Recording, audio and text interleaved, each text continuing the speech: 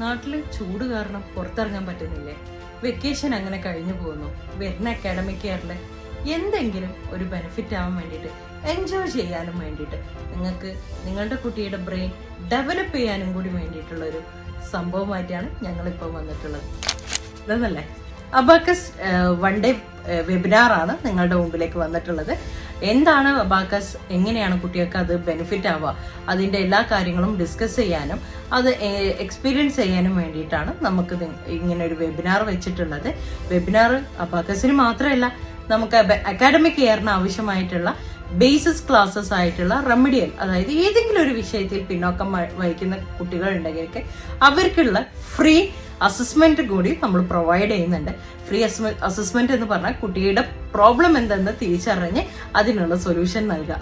അപ്പോൾ എന്തെങ്കിലും കൂടുതൽ അറിയണം എന്നുണ്ടെങ്കിൽ മോർ ഡീറ്റെയിൽസിന് വേണ്ടിയിട്ട് കോൺടാക്ട് us.